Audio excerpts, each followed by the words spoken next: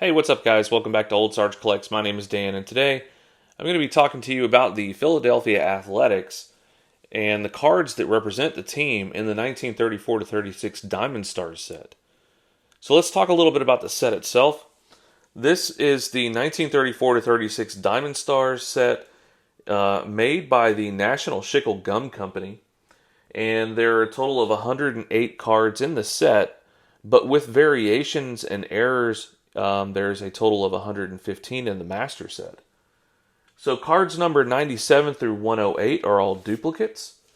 And then, just so you know, there are 9 different wrapper variations for the set. And these cards were issued one card with a stick of gum per wrapper.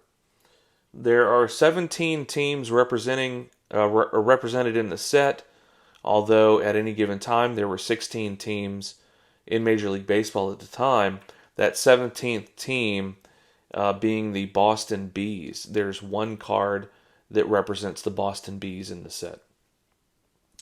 There are no Hall of Fame rookies in the set, although there are 32 Hall of Famers in this set.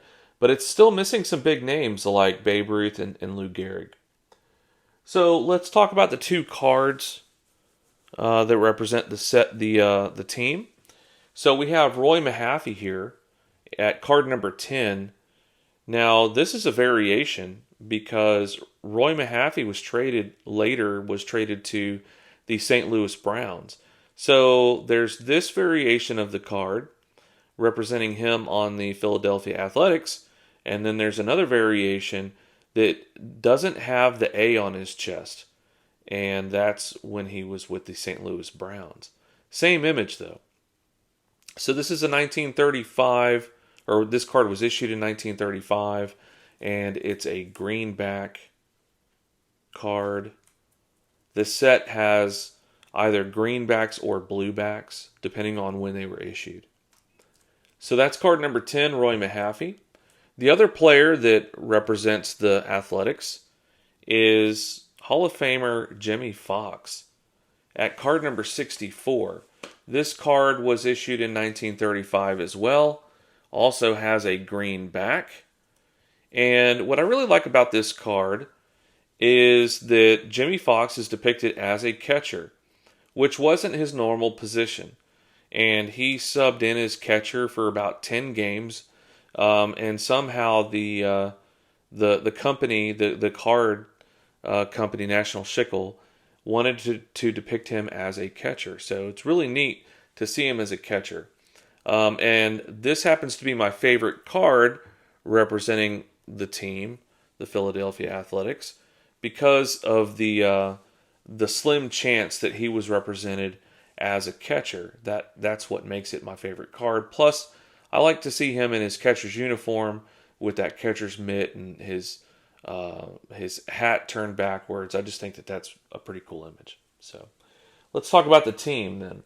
So the Philadelphia Athletics did not do well during the seasons of 1934 and 36. They were managed by Connie Mack, and prior to this time frame, the team had been doing really well, always under the management of Connie Mack. He was a phenomenal manager, and they had a huge winning record. But during this time, they didn't do well at all.